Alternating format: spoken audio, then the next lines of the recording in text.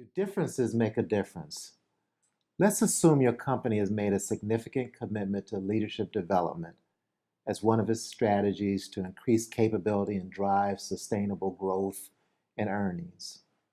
Let's also assume that diversity and inclusion has been a key initiative in support of those objectives.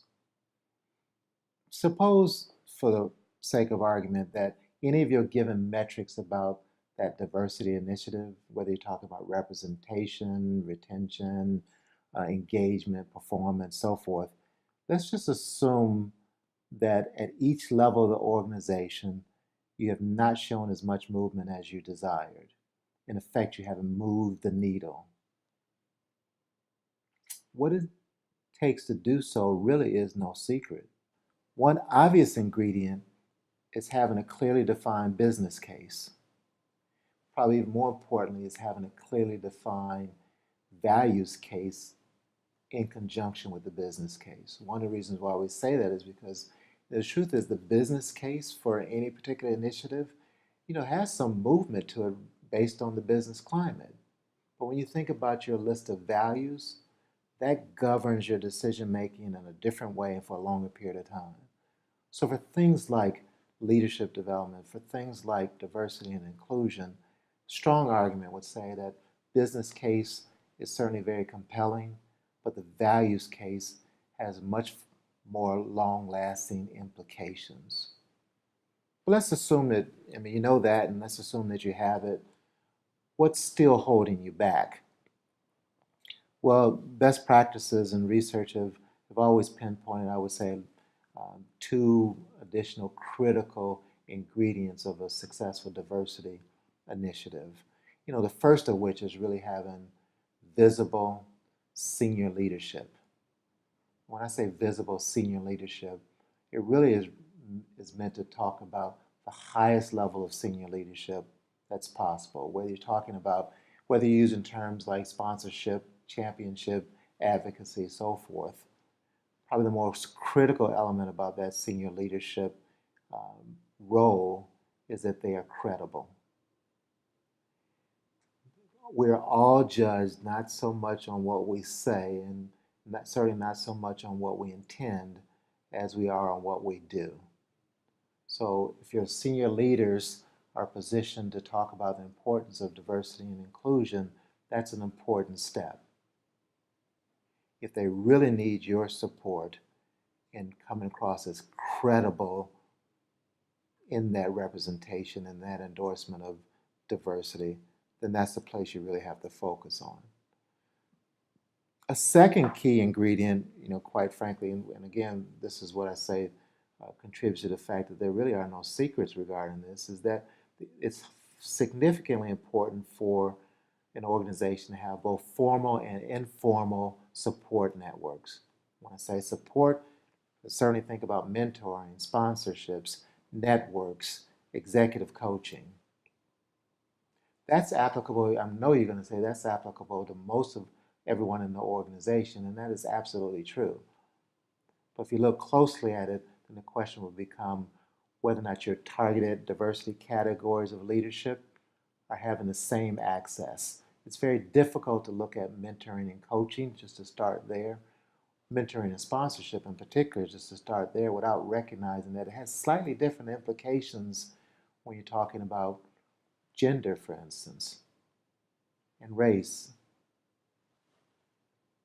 Now, probably the closest thing to what might be a secret ingredient is the increasing importance that we have to place on the fundamental belief that differences do make a difference. You really should contrast that with this belief that we are better off having, for instance, a colorblind approach to our organization.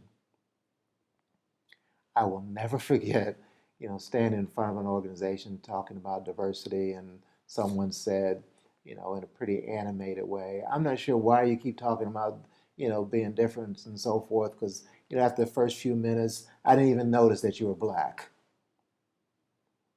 And I thought, did I just disappear on you? Do you understand how much Do you understand how much energy it takes for you not to notice the color of my skin being brown? And then why would you spend that amount of energy anyway? The connection I really want you to make is that when you think about the effective problem skills of leaders and organizations, it includes their ability, your ability to see a variety of pieces of data, to recognize the patterns in that variety of data, to recognize the similarities, to recognize the differences, to be able to use that recognition of differences as a way of coming up with a range of options. If I overlook some of those differences, I'm not likely to come up with what turns out to be the most effective solution.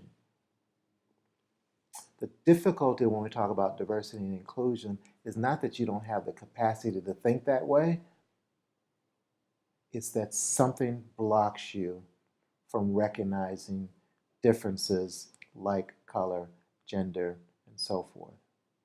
The same courage you use to recognize that one plant is not performing in the same way as another plant, the same courage it takes for you to recognize and admit that, you know, our projections are off because I'm seeing a different pattern of behavior. It's that same courage that is required for you to be willing to say, I notice a number of things about this person and this population. Included in that list might be demographic differences. Now, if my objective and my goal is to get to a place where I think that the organization or in this organization, differences ultimately don't matter, you cannot get there without first recognizing it and processing it, asking yourself the question, what difference, if any, do these differences make? Do you have the courage to do that? Now, I do recognize that if you ask the question about differences, you have to be willing and able to deal with those differences. Greg Pennington, PenPoint Consulting.